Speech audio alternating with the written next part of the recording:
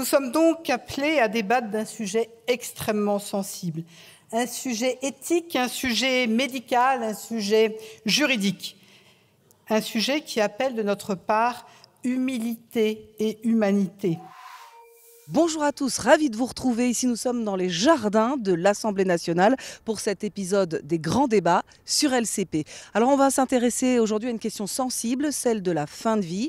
Il y a un an, un projet de loi était déposé, mais le débat a été interrompu en raison de la dissolution de l'Assemblée nationale. En ce printemps 2025, le sujet revient. 2 propositions de loi ont été déposées, l'une sur la question de l'aide à mourir et l'autre sur le développement des soins palliatifs pour les patients en fin de vie. C'est la députée Annie Vidal qui porte ce dernier texte. Elle évoque un acte de solidarité et d'humanité.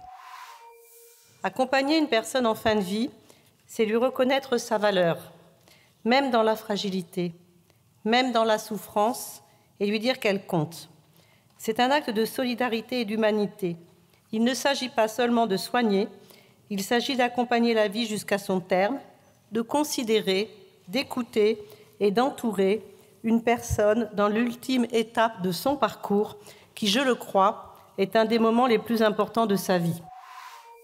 En France, beaucoup de territoires sont dépourvus d'unités de soins palliatifs, les USP selon l'acronyme. L'objectif de cette proposition de loi est donc de développer ces soins pour que tous les patients puissent y accéder.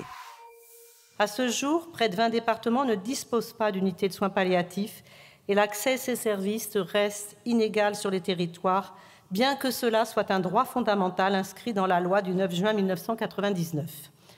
L'enjeu sociétal des soins palliatifs ne se résume pas à l'exercice d'une spécialité, mais propose de reconfigurer le rapport à la mort, à la maladie, au malade et à son entourage.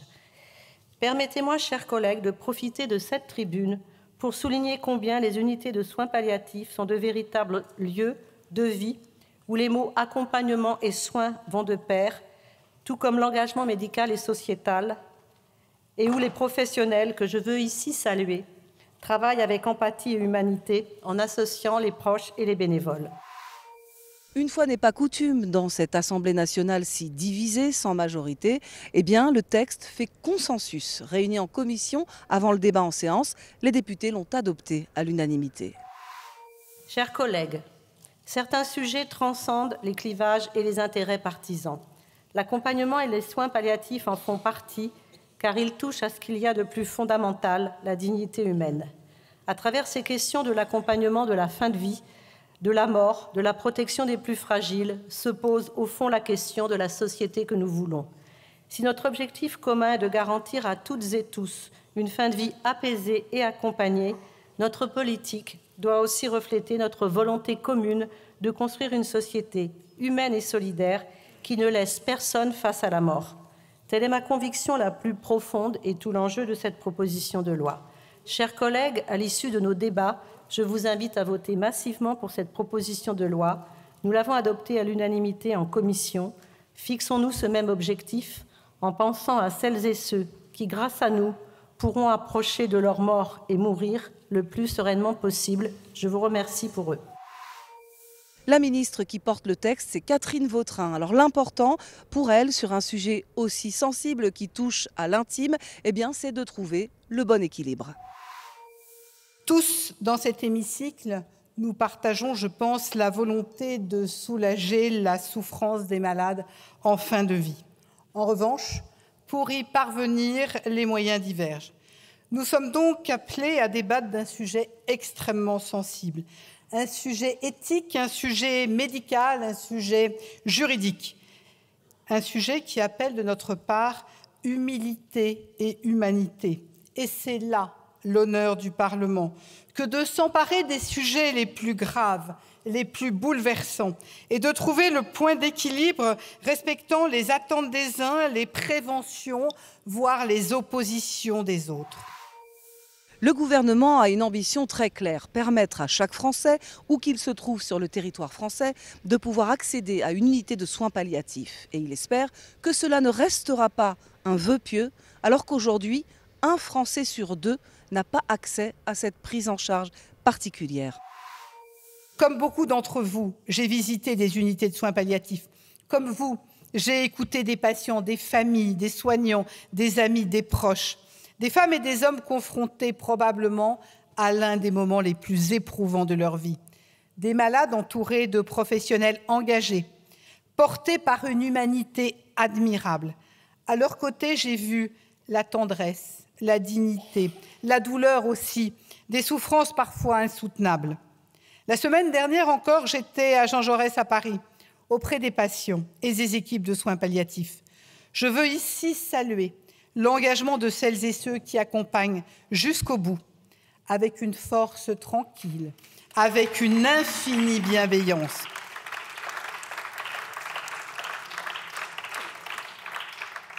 Développer les soins palliatifs, c'est affirmer que la République ne détourne jamais le regard de la souffrance. Et pourtant, aujourd'hui encore, l'accès aux soins palliatifs reste inégal selon les territoires. C'est un déchirement pour les familles, c'est un échec pour la puissance publique. Face à cette réalité, nous prenons nos responsabilités. Votre rapporteur Annie Vidal vient de le rappeler. Nous agissons, même si le temps est trop long. Il y a un an, nous avons lancé une stratégie décennale pour les soins d'accompagnement, adossée à un financement inédit, 1 milliard d'euros sur 10 ans. La dernière loi de financement de la sécurité sociale en porte déjà la traduction concrète, avec 100 millions d'euros supplémentaires chaque année. Notre ambition est claire, garantir à chaque Français, quel que soit son âge, quel que soit son lieu de vie, un accès effectif aux soins palliatifs. Dès 2024, cette stratégie a commencé à produire ses effets, notamment au domicile, car nous savons combien de nos concitoyens souhaitent être accompagnés aussi longtemps que possible dans le cadre familier de leur vie quotidienne. Plus de 17 000 visites longues ont été assurées chaque trimestre par les médecins de ville pour offrir un accompagnement renforcé à domicile. L'hospitalisation à domicile a connu une hausse de 22% du nombre de patients pris en charge. Des équipes d'intervention rapide ont été déployées, capables d'intervenir en quelques heures auprès des patients. 420 équipes mobiles de soins palliatifs sont désormais actives sur tout le territoire, apportant leur expertise aux soignants comme aux familles. À l'hôpital, également, le renforcement de l'offre s'est poursuivi. Le nombre de lits identifiés en soins palliatifs a progressé. 13 départements jusque-là dépourvus d'unités spécialisées en ont ouvert ou en ouvriront dans les prochains mois. Je pense au Cher, aux Ardennes, aux Vosges, à l'Orne, à la Corrèze, au Lot, aux Hautes-Pyrénées, à la Lozère, à la Guyane, à la Sarthe, à l'Eure-et-Loire, aux Pyrénées-Orientales et à la Meuse. 2 premières unités pédiatriques de soins palliatifs ouvriront cette année. En parallèle, et c'est indispensable, nous investissons dans la formation, levier décisif pour faire émerger une véritable culture palliative. Plus de 100 postes ont été ouverts pour la rentrée universitaire 2024-2025, posant les bases d'une filière dédiée. Avec Yannick Neuder, nous savons qu'il faut continuer, voire accélérer autant que possible. C'est tout notre engagement. Nous devons également mieux faire connaître les droits des patients. Une campagne nationale d'information sera lancée cette année sur la désignation de la personne de confiance et sur la rédaction des directives anticipées. Nous devons désormais aller plus loin dans l'accompagnement et dans l'organisation des soins. C'est tout l'objet de la proposition de votre rapporteur Annie Vidal, qui reprend le cœur du texte gouvernemental autour de 3 priorités structurées. La création d'organisations territoriales dédiées aux soins palliatifs et à l'accompagnement pour garantir un accès effectif partout en France. La mise en place d'une formation spécifique pour les professionnels du soin et de l'accompagnement et la généralisation du plan personnalisé d'accompagnement pour assurer un suivi cohérent et respectueux des volontés des patients. Le président de la Commission des affaires sociales appelle de son côté à légiférer en toute humilité sur ce sujet sensible de la fin de vie qui touche aux convictions de chacun. Ces débats vont renvoyer chacun à son éthique, à ses convictions ou à ses croyances, et pour certains, à des expériences personnelles douloureuses. À ce moment d'ouverture des débats, je forme le vœu que les 2 prochaines semaines se déroulent dans une atmosphère aussi respectueuse et studieuse que celle qui a présidé à nos débats en commission. À l'occasion d'un débat qui va renvoyer chacun d'entre nous à ce que nous portons de plus intime, laissons aux portes de cet hémicycle les facilités de la polémique, les effets de manche, les artifices de procédure ou les accusations péremptoires et partisanes. Certains ici portent en bandoulière des convictions chevillées au corps. D'autres, et peut-être sommes-nous les plus nombreux, car oui, je suis de cette catégorie-là, portent encore des doutes et des questionnements dans un cheminement propre, porté par une maturation lente. Dans un débat qui n'a que faire des frontières politiques classiques, chacun mérite d'être écouté. Faisons preuve pour une fois d'humilité, de tolérance et de respect. C'est ce que je crois, c'est au moins ce que je souhaite. S'agissant du respect, j'ai veillé à ce que tous les députés ayant pris part à nos travaux en commission puissent s'exprimer largement. Et cette expression s'est toujours faite dans l'écoute. Je tiens donc ici à remercier l'ensemble des participants à nos réunions pour la qualité et la hauteur de vue des débats que nous avons eus. Dans ce climat de respect mutuel, la Commission a été en mesure de travailler de façon remarquablement studieuse, comme ces quelques éléments chiffrés en témoignent. Nous avons ainsi consacré plus de 79 heures sur ces deux textes, entre audition et examen des amendements. Sur le premier texte, consacré aux soins palliatifs, plus de 560 amendements ont été examinés, 1003 l'ont été sur le second texte relatif à la fin de vie. Au-delà de ces données quantitatives, je veux souligner l'investissement constant des rapporteurs qui ont répondu à l'ensemble des intervenants et exposé avec précision leurs argumentaires aux très nombreux amendements défendus. Le texte initial du gouvernement a été scindé en deux propositions de loi pour distinguer le sujet des soins palliatifs de celui de l'instauration d'une aide à mourir.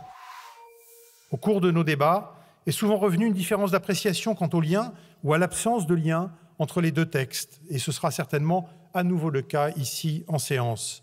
J'étais pour ma part partisan d'une dissociation des deux textes et je ne m'en étais jamais caché. Les deux sujets sont liés, bien sûr, mais les problématiques sont autonomes.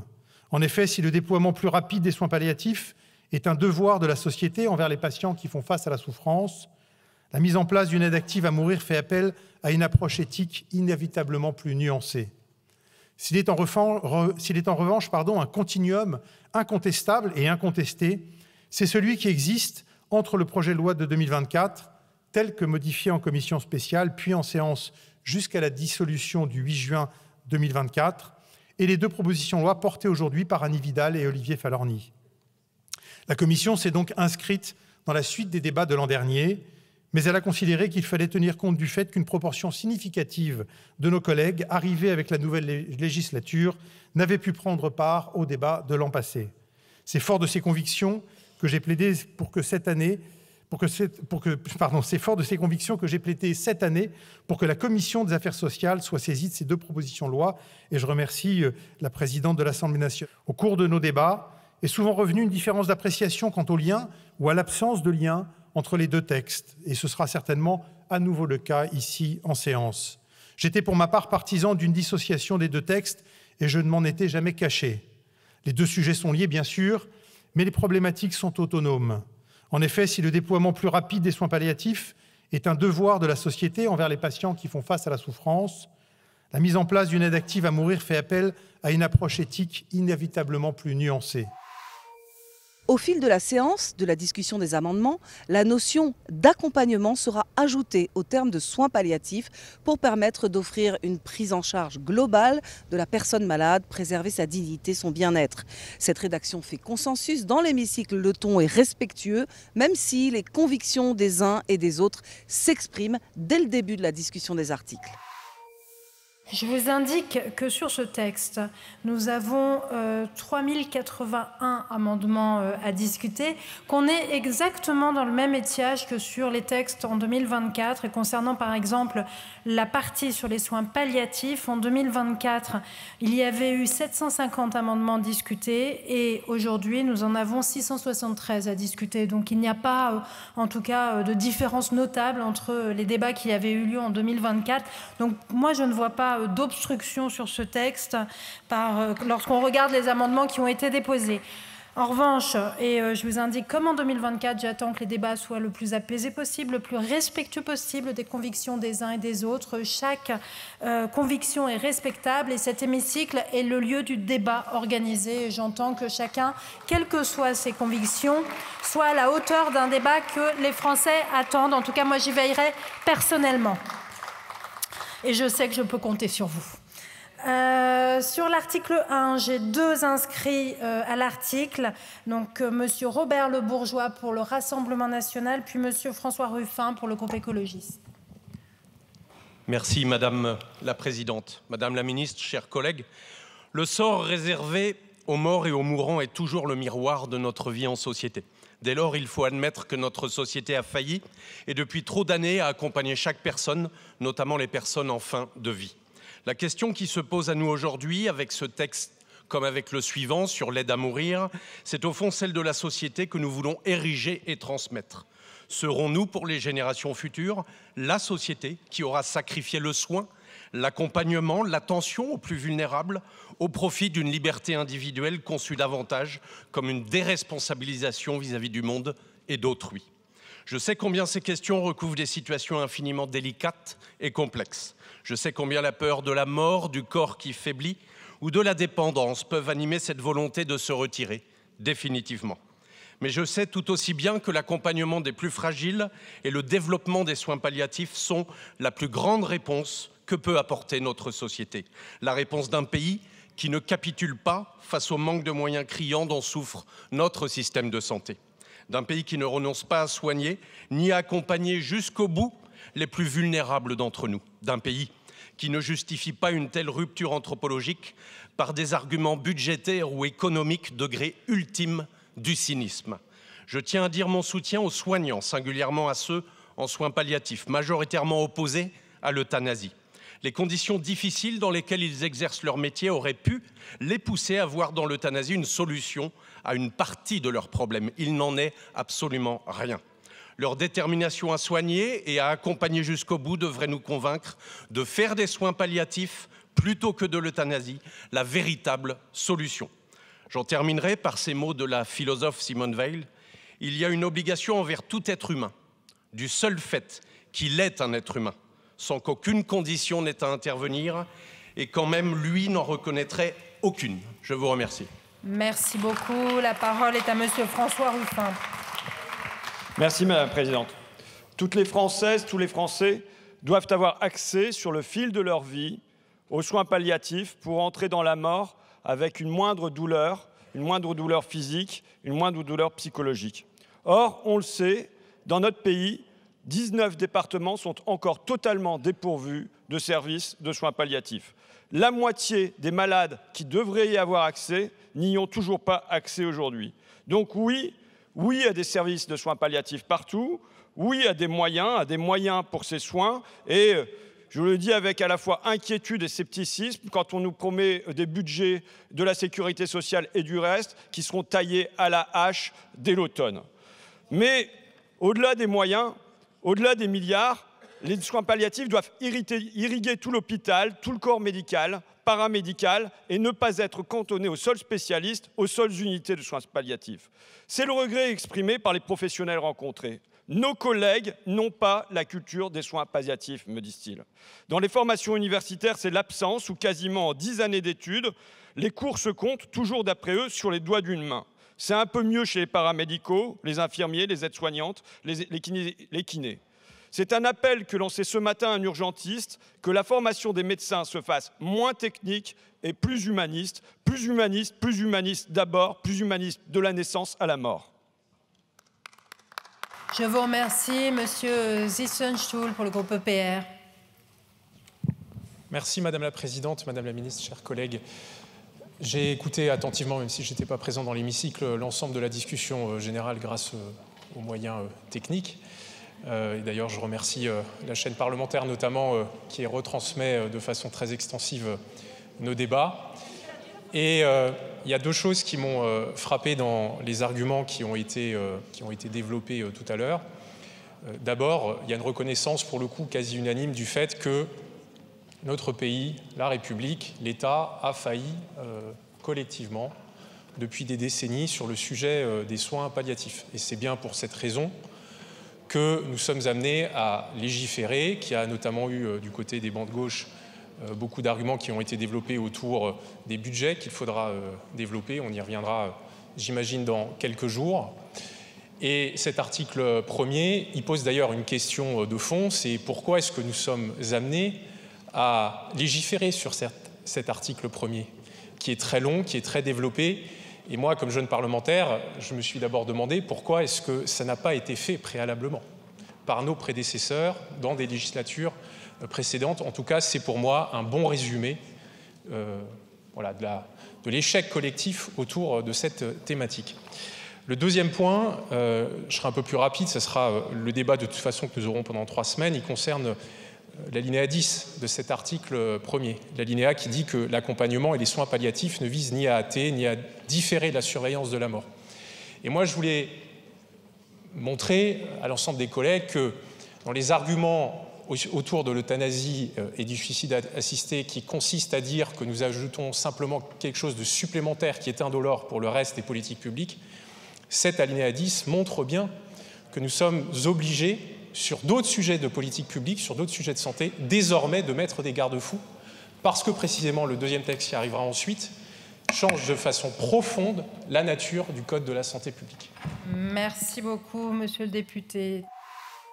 Le gouvernement a souhaité distinguer le thème des soins palliatifs du débat sur l'instauration d'une aide à mourir. Mais le sujet sensible de l'euthanasie et du suicide assisté va s'inviter en séance. Les députés de droite et ceux du Rassemblement national ont déposé moult amendements pour inscrire dans la loi l'interdiction, dans le cadre des soins palliatifs, de toute pratique visant à provoquer la mort.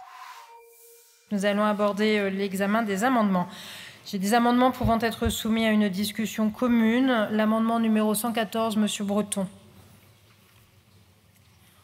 Oui, merci Madame la Présidente. C'est un amendement de notre collègue Di Filippo que j'ai co-signé et qui vise effectivement à réfléchir sur la notion d'accompagnement qui est introduite dans cet article et qui peut être une source de confusion, notamment l'articulation par rapport aux soins palliatifs. Est-ce que l'accompagnement est intégré dans les soins palliatifs? Est-ce qu'il est complètement extérieur? Est-ce qu'il y a une partie commune?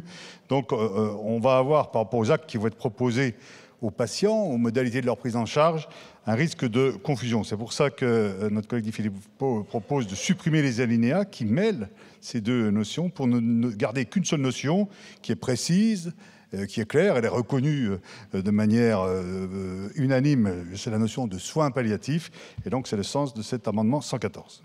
Je vous remercie. Pour le 233, monsieur Hetzel. Merci beaucoup, Madame la Présidente. Oui, cet amendement va exactement dans le même sens que celui qui vient d'être excellemment défendu par notre collègue Breton. Effectivement, il s'agit d'ajouter, on voit bien qu'en ajoutant le mot accompagnement à côté du terme de soins palliatifs, on entretient une confusion. Et on voit bien que cela pose problème. On aura l'occasion d'y revenir à différents moments dans ce débat autour de l'article 1. Et notamment, ça reviendrait à dissocier deux aspects qui ne font qu'un et qui risqueraient même, paradoxalement, de réduire la portée et la compréhension de ce que sont aujourd'hui les soins palliatifs, qui sont précisément là pour entourer la personne jusqu'à la fin de sa vie. Et donc, il y a là une manière de voir qu'il faut absolument garder. Et donc, il est juste et cohérent, à la fois d'un point de vue médical et même d'un point de vue éthique, de ne retenir que l'expression très englobante qui permet d'être à 360 degrés par rapport à l'ensemble de ces soins, le terme de soins palliatifs, et d'exclure la référence à un accompagnement qui est déjà inclus dans le terme même de soins palliatifs, et c'est ce que disent l'ensemble de celles et ceux qui pratiquent les soins palliatifs. Merci beaucoup. Quel est l'avis de la Commission, Madame la rapporteure ? Merci Madame la Présidente. Vous le savez, chers collègues, ce débat, nous l'avons eu en commission, nous l'avons également eu l'an dernier. Alors, tout l'objet de l'article 1, nous aurons sans doute l'occasion d'y revenir, c'est bien de donner une assise législative aux soins palliatifs, à l'accompagnement et aux soins palliatifs sur la base de la définition de l'Organisation mondiale de la santé et qui est connue et reconnue.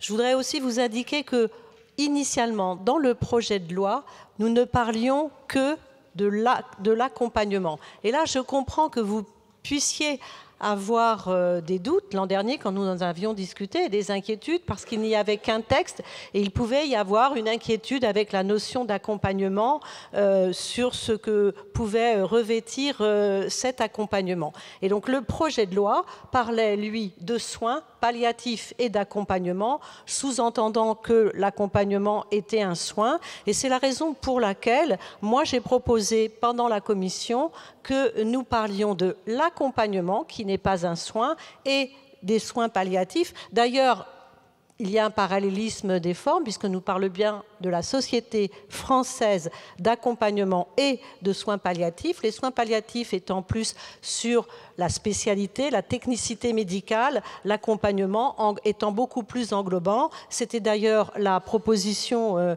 du rapport de M. Chauvin, celui qui avait été fait avant la discussion. C'est la raison pour laquelle cette terminologie d'accompagnement et de soins palliatifs me semble permettre de trouver un équilibre pour vraiment englober cette dimension qui va au-delà du soin purement médical. Vous savez qu'il y a l'accompagnement de l'entourage. Donc, je vous propose, chers collègues, de retirer votre amendement. Sinon, ce sera un avis défavorable. Et c'est la même réponse pour les 2 amendements en discussion commune. Merci, Madame la rapporteure. Madame la ministre, l'avis du gouvernement. Merci Madame la Présidente. Je vais avoir le même avis que votre rapporteur, mais en répondant à ces amendements, je vais revenir à la question qui a été posée par Monsieur le député Hetzel tout à l'heure, qui faisait allusion à la définition de l'OMS, parce que précisément, il est important de noter que dans ce qui est proposé dans cette proposition de loi, nous sommes effectivement beaucoup plus proches de la définition de l'OMS, puisque si je vous lis la définition de l'OMS, les soins palliatifs cherchent à améliorer la qualité de vie des patients et de leurs familles face aux conséquences d'une maladie potentiellement mortelle par la prévention, le soulagement de la souffrance, identifier précocement et évaluer avec précision, ainsi que le traitement de la douleur et des autres problèmes physiques, psychologiques et spirituels qui lui sont liés. Les soins palliatifs procurent le soulagement de la douleur et des autres symptômes gênants, soutiennent la vie, considèrent la mort comme un processus normal, n'entendent ni accélérer ni repousser la mort, intègrent les aspects psychologiques et spirituels des soins aux patients, proposent un système de soins pour aider les patients à vivre aussi activement que possible jusqu'à la mort, offre un système de soutien qui aide la famille à tenir pendant la maladie du patient et de leur propre deuil, utilise une approche d'équipe pour répondre aux besoins des patients et de leur famille en y incluant si nécessaire une assistance au deuil, peuvent améliorer la qualité de vie et influencer peut-être aussi de manière positive l'évolution de la maladie, sont applicables tôt dans le décours de la maladie, en association avec d'autres traitements pouvant prolonger la vie comme la chimiothérapie, la radiothérapie, et incluent des investigations qui sont requises afin de mieux comprendre les complications cliniques gênantes et de manière à pouvoir les prendre en charge. Voilà la définition in extenso de l'OMS. Et ce qui est proposé dans cet article premier, c'est certes une approche plus médicalisée de la douleur, mais néanmoins une approche qui précisément mentionne le caractère interdisciplinaire de l'équipe qui intervient autour de la personne malade. Et donc on voit bien que c'est une notion d'approche plus anticipée et plus globale de la personne morale et de son entourage. Donc il semble bien que nous ayons là, dans cette définition, un élément qui revient à ce à quoi Monsieur le député Hetzel nous appelait tout à l'heure. Donc pour toutes ces raisons, je suivrai l'avis de votre rapporteur. Sur le fond, tout le monde est d'accord pour développer les soins palliatifs sur le territoire afin de garantir une prise en charge équitable. Mais pour cela, il faut sanctuariser les financements. C'est justement ce que prévoit l'article 5 de la proposition de loi qui instaure une programmation pluriannuelle de soins palliatifs. Oui, mais seulement voilà, dans un contexte de déficit aggravé, certains craignent que les questions de santé, a fortiori les soins palliatifs, ne soient une variable d'ajustement du budget. Alors, j'ai des inscrits à l'article. Pour le Rassemblement national, Monsieur Serge Muller. Merci Madame la Présidente, Madame la Ministre, Monsieur le Président de la Commission, Madame la Rapporteure, mes chers collègues. Ce texte arrive bien tard. Cela fait plus de 20 ans que des plans sont annoncés. 3 en 2005. Tous ont échoué. Si nous en sommes là aujourd'hui, c'est parce que ces échecs ne sont pas des accidents, ce sont des renoncements organisés. En 2024, 21 départements français n'avaient toujours aucun lit de soins palliatifs. Dans trop d'hôpitaux, il n'y a ni unité spécialisée, ni personnel formé, ni coordination entre les services. Ce n'est pas un problème de ressources, c'est un problème de priorité politique. On a préféré financer des agences, des stracts technocratiques, des dispositifs expérimentaux coûteux, plutôt que de garantir l'essentiel, accompagner dignement la fin de vie. Et aujourd'hui, certains viennent nous dire que face à cette impuissance organisée, la seule solution serait de légaliser l'acte de mettre fin à la vie. La légalisation de la mort médicalement provoquée devient l'excuse commode d'un système qui n'a pas voulu ou pas su faire vivre les soins palliatifs. Mais comment pourrions-nous parler d'ultime recours quand le premier recours lui-même n'est pas accessible? Tant que la République ne garantit pas un accès universel et équitable aux soins palliatifs, elle n'a aucune légitimité à légaliser la mort médicalement provoquée. Financer cette politique n'est pas hors de portée. Il ne s'agit pas d'ouvrir les vannes de la dépense. Il s'agit de réorienter. L'argent existe. Ce qui manque, c'est la volonté de consacrer à l'essentiel. Et l'essentiel, c'est de ne jamais laisser une femme, un homme, un enfant finir sa vie sans soins, sans écoute, sans présence humaine. Nous voterons cet article, mais je me demande, sera-t-il suivi d'un sursaut ou d'un nouveau contournement? Le pays attend autre chose d'un texte d'affichage. Il attend qu'on tienne enfin parole. Je vous remercie. Merci beaucoup, monsieur le député. Concrètement, avec cette proposition de loi, il s'agit de doter chaque territoire, chaque département d'une unité de soins palliatifs, alors qu'aujourd'hui, un Français sur deux n'y a pas accès. Sur les bancs de gauche, certains veulent des actes, pas seulement des promesses. Cet article 5 est absolument indispensable pour consolider cette proposition de loi sur les soins palliatifs.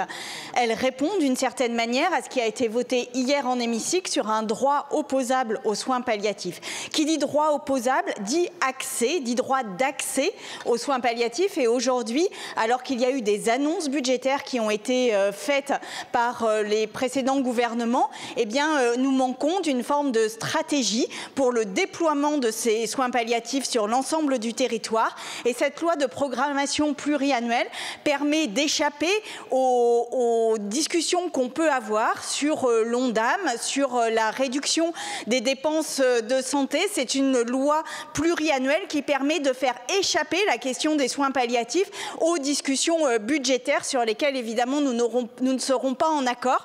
Mais c'est absolument indispensable si nous voulons que cela soit une véritable amélioration des conditions de fin de vie pour l'ensemble des citoyens, où qu'ils habitent, quelle que soit leur situation personnelle, professionnelle ou leur situation de pauvreté ou pas. Et en fait, sans cet article-là, ce que nous voterions, ce serait un principe d'un droit opposable aux soins palliatifs sans concrétisation dans la vie des personnes et dans l'accès aux soins des personnes. Aussi, nous soutiendrons avec force cet article 5.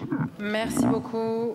La parole est à monsieur Monnet pour le groupe GDR. Merci Madame la Présidente. Dans la suite de mes collègues, l'article 5, il est très important effectivement parce qu'il permet de sanctuariser des financements. Et pourquoi on a besoin de sanctuariser des financements? Parce qu'on a besoin de faire en sorte que les questions de santé ne soient pas la variable d'ajustement des budgets de l'État. J'ai écouté notre collègue tout à l'heure qui, sur les articles précédents, se plaignait qu'on n'a pas été bon sur la communication, sur les soins palliatifs. Sauf qu'une loi de programmation permet d'avoir une vraie stratégie de développement. Et c'est vraiment ce qu'on a besoin. Et sur l'état supposé des finances du pays, permettez-moi de vous rappeler que dans un budget quel qu'il soit, il y a la colonne dépenses et il y a la colonne recettes. Et on peut soit contraindre les dépenses, soit augmenter les recettes. Et nous, on est favorable à l'augmentation des recettes parce que les besoins en matière de santé sont très importants. Alors nous avons eu dans cet hémicycle des débats nombreux sur le sujet des lois de programmation. Et finalement, 12 mois après, ce qui est intéressant, c'est que le gouvernement lui-même s'interroge sur des projets de loi de finances pluriannuels. Ce qui montre bien que les uns et les autres ont quand même cette nécessité de réfléchir à un sujet qui est un sujet de s'inscrire dans le temps. Ce que l'on sait en l'état normatif actuel, c'est que dans tous les cas, c'est le projet de loi de finances de la sécurité sociale qui, si vous me passez cette expression familière, mesdames et messieurs les députés, aura le dernier mot. En d'autres termes, on peut voter une loi de programmation, il n'en restera pas moins vrai qu'il faudra quand même avoir dans la foulée une loi de financement de la sécurité sociale qui, chaque année, consacre bien les crédits. Donc, ça reste un élément important. Pour autant, moi, je reconnais que la réflexion sur la pluriannualité budgétaire m'intéresse parce que je crois qu'effectivement, on voit bien qu'il y a là une vision et ça concerne notre pays et l'ensemble des dépenses de notre pays. Donc, à ce stade, mesdames et messieurs les députés, je vais donner un avis de sagesse. Le débat avance à un bon rythme dans une ambiance apaisée. Le principe d'une programmation sur 10 ans est voté pour allouer suffisamment de budget aux soins palliatifs. La proposition de loi instaure aussi un droit opposable aux soins palliatifs avec voie de recours devant la juridiction administrative. Oui, mais est-ce suffisant? Comment garantir que n'importe quel citoyen demain pourra accéder aux soins palliatifs? Eh bien, dans l'hémicycle, les députés disent leurs réserves, leurs préoccupations. Alors, j'ai plusieurs demandes de prise de parole. Monsieur Guedj. Merci, Madame la Présidente. Alors oui, Madame la rapporteure le sait très bien, inscrire dans la loi le principe d'une loi de programmation ne garantit pas que ça fonctionne. Je rappelle ici le douloureux souvenir de l'article 10 de la loi dont vous aviez été à l'initiative sur le bien vieillir, où nous avions tous unanimement souhaité une loi de programmation sur le grand âge. La loi a été promulguée, elle aurait dû se traduire par l'adoption d'une loi de programmation sur le grand âge avant le 31 décembre 2024 et les gouvernements concernés se sont, pardonnez-moi là aussi l'expression Madame la Ministre, assis dessus avec allégresse. Donc on pourrait considérer que chat échaudé craint l'eau froide et que ça ne sert pas à grand chose que d'afficher ce principe-là. Et pourtant, et je l'avais indiqué hier soir, une loi de programmation, bien plus qu'une stratégie décennale, qui pourtant a été prévue à l'article 3, c'est quand même de déplacer le centre de gravité du côté du Parlement et de l'association de celui-ci à la vision globale sur les soins palliatifs. Mais là où je vous rejoins, Madame la Ministre, c'est qu'on ne va pas multiplier des lois de programmation sur les sujets de santé. Et je vous réinterpelle, non, parce que le PLFSS n'est pas une loi de programmation. Et à tel point d'ailleurs que le Premier ministre, dans son discours de politique générale le 14 janvier 2025, avait, et c'était une des mesures intéressantes, indiqué qu'il souhaitait qu'on travaille à de la pluriannualité en matière de politique de santé. On est le 14 mai, donc 4 mois après. Je ne crois pas savoir, Madame la Ministre, que ce soit engagé cette réflexion. Je ne crois pas que le président de la Commission des affaires sociales ait été saisi de ce travail pourtant essentiel de dire comment on fait des lois de programmation en santé qui pourraient avoir un volet de soins palliatifs. Merci, Monsieur le député. Monsieur Ruffin, pour le groupe écologiste. Merci, Madame la Présidente. Oui, il faut une loi de programmation. Pourquoi? Parce que, notre collègue Hetzel l'a dit, il s'agit d'avoir un cap et de ne pas faire, d'autant plus en matière de démographie où tout est prévisible. Donc on peut avoir un plan en la matière, on peut s'organiser dans cette direction-là et il s'agit de ne pas faire des soins palliatifs une variable d'ajustement. Je veux dire ici qu'il y a un consensus dans cette Assemblée sur la question des soins palliatifs, mais il faudrait qu'il y ait un consensus sur les moyens aussi. Parce qu'il ne s'agit pas de faire une loi de bonne intention où finalement il n'y a pas la réalité des possibilités d'accompagnement derrière. Et aujourd'hui, les moyens ne sont pas au rendez-vous. Quand on nous dit plus 1 milliard d'euros d'ici 10 ans, plus 66%, ok, on peut faire briller les chiffres comme ça, mais en vérité, rien que l'évolution démographique va faire qu'on va avoir 60% de personnes en plus à accompagner. Donc on est juste quasiment à moyen constant.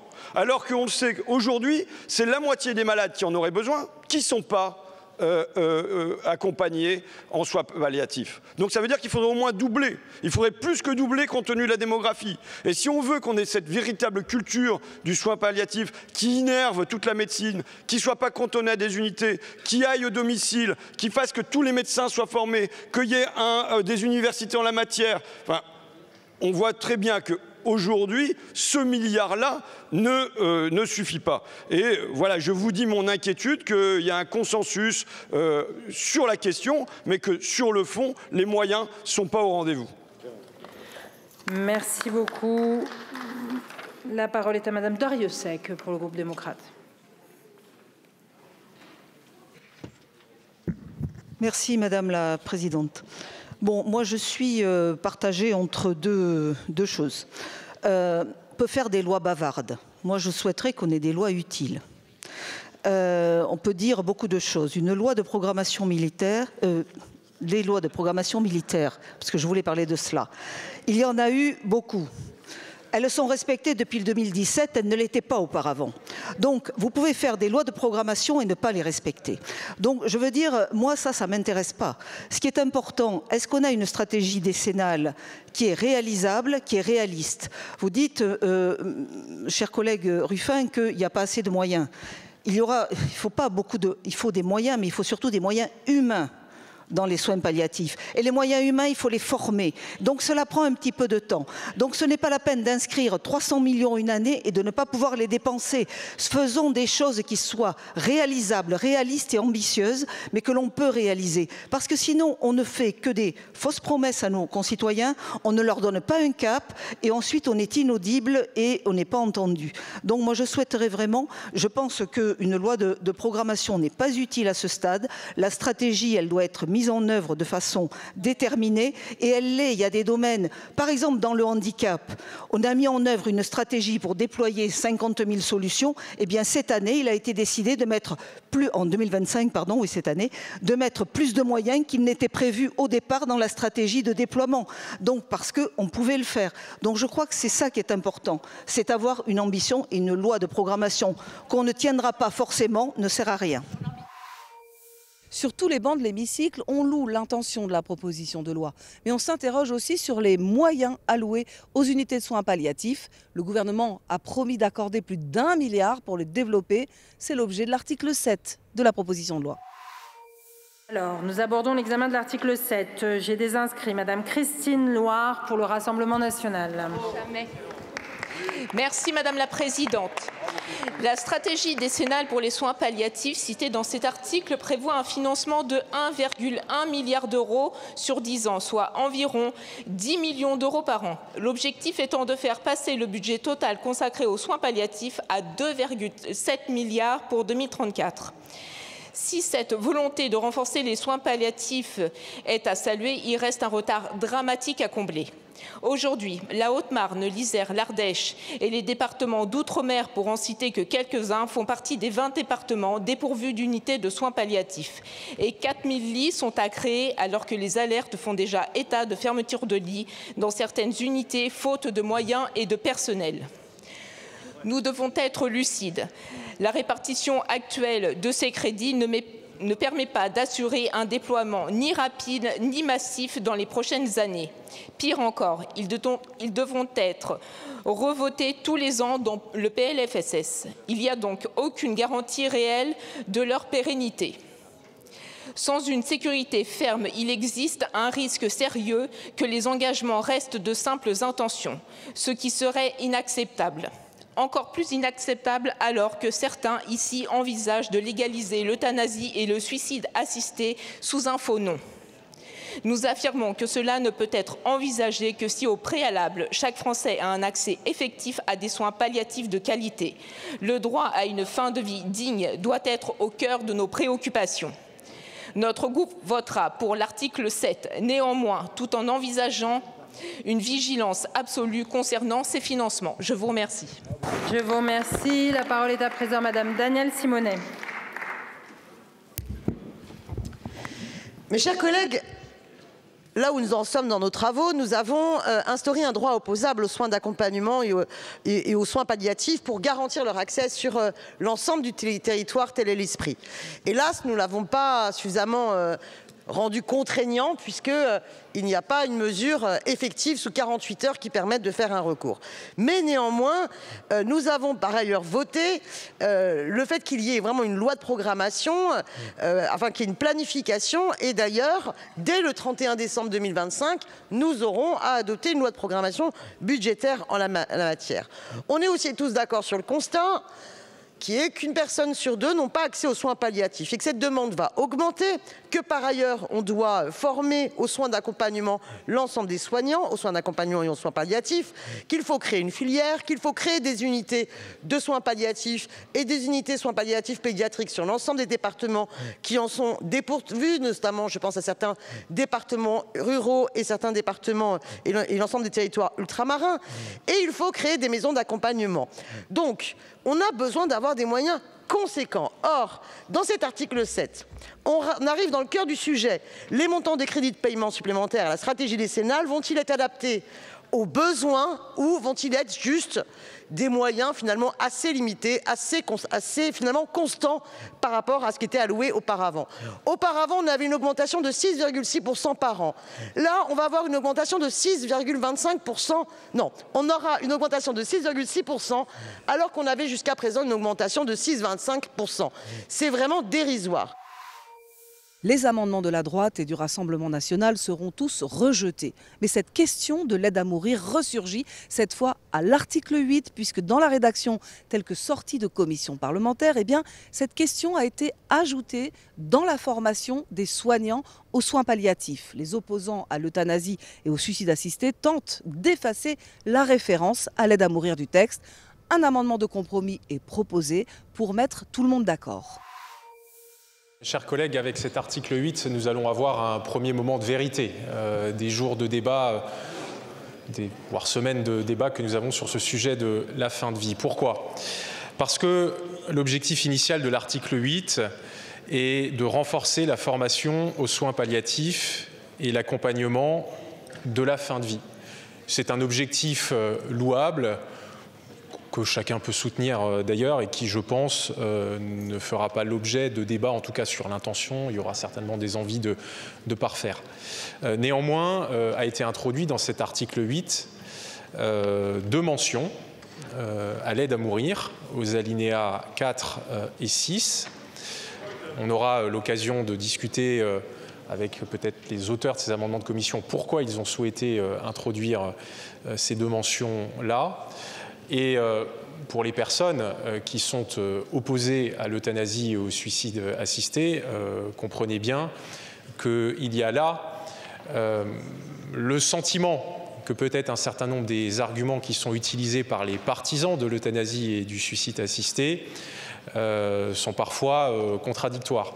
Il a beaucoup été dit depuis le début de la semaine qu'il y avait une étanchéité complète entre les deux textes. Ça a été répété par plusieurs députés favorables à l'euthanasie dans cet hémicycle. Or, avec cet article 8, nous voyons qu'il n'y a pas d'étanchéité, puisque l'aide à mourir est citée à deux reprises.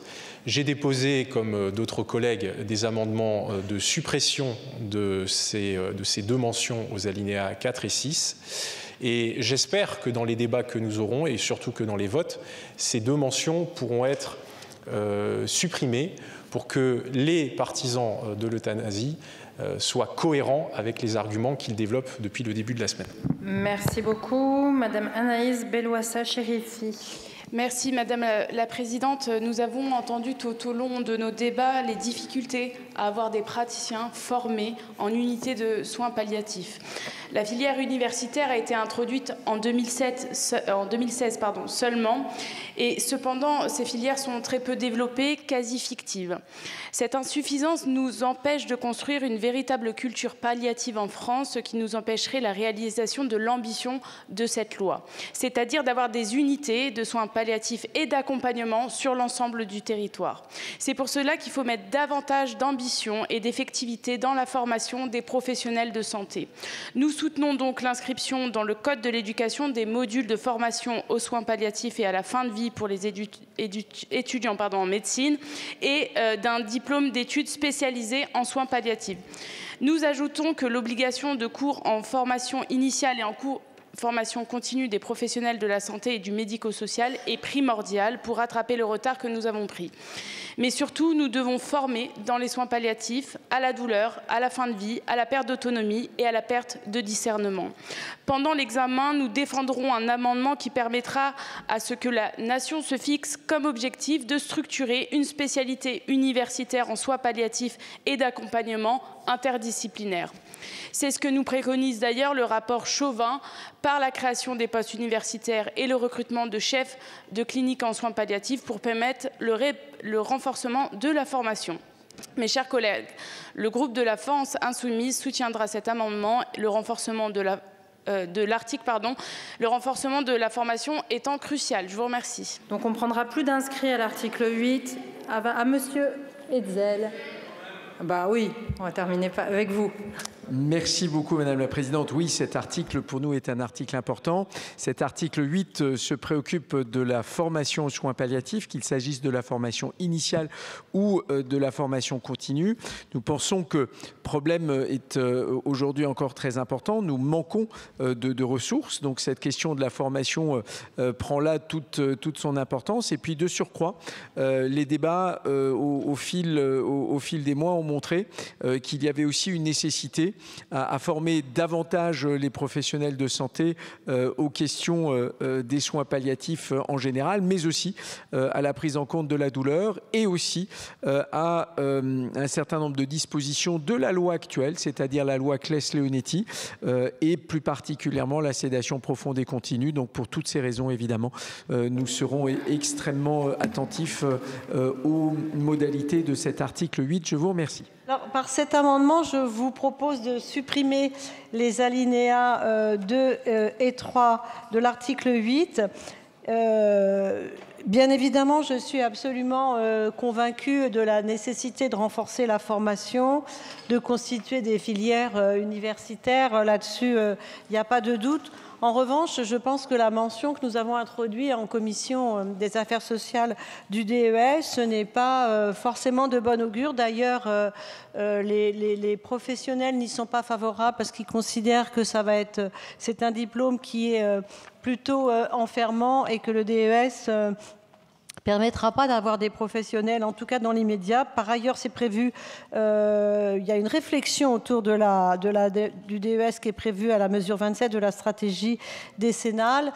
Et il serait, à mon avis, préférable de privilégier les formations spécialisées transversales qui sont moins enfermantes pour les professionnels. Et donc, ça permettrait à beaucoup plus de professionnels de la suivre et de former beaucoup plus de professionnels et beaucoup plus rapidement. Voilà l'objet de cet amendement. Merci, Madame la rapporteure. Madame la ministre. Un avis favorable à l'amendement. Oui. Bien, alors sur ces deux amendements qui ont pour objectif de viser la création d'un diplôme d'études spécialisé en médecine palliative et en soins d'accompagnement, le gouvernement évidemment est mobilisé pour développer la filière universitaire. Maintenant, ce que l'on peut se dire, c'est que cette filière débute dans son organisation.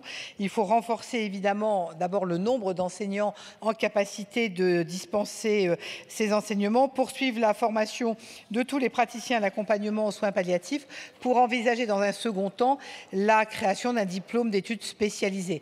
D'autre part, ce qu'il faut regarder, c'est que sur le plan de la création des diplômes d'études spécialisées, je parle sous le contrôle d'un spécialiste de l'enseignement supérieur, il faut, c'est un niveau réglementaire et non pas un niveau de la loi, ce qui est quand même un élément important. Et c'est pour tous ces éléments, je vous donne un avis de sagesse.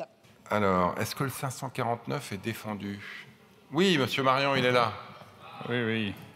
Merci, Monsieur le Président. Alors, cet amendement reprend en fait le 546 que j'ai défendu tout à l'heure et qui a été rejeté, mais je me dis que je n'ai peut-être pas été assez perspicace, donc je retente ma chance. L'article 8, sorti de commission, prévoit une formation dans le cadre général des études de médecine à l'accompagnement d'un malade en fin de vie et à l'aide à mourir.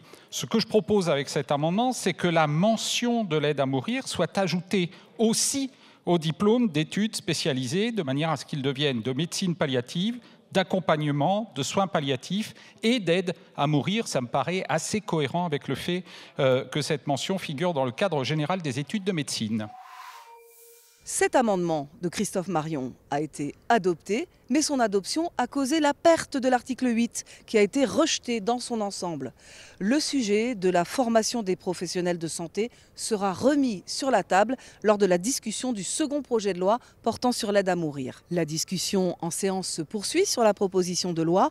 Après 5 jours de débats apaisés mais nourris, l'Assemblée nationale se prononce par un vote solennel sur l'ensemble du texte. Je vais mettre aux voix la proposition de loi relative à l'accompagnement et aux soins palliatifs. Le scrutin est ouvert.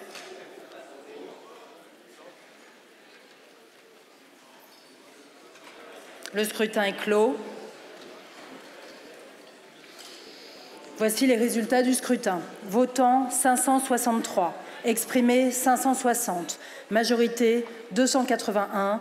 Pour 560. Contre 0. L'Assemblée nationale a adopté à l'unanimité.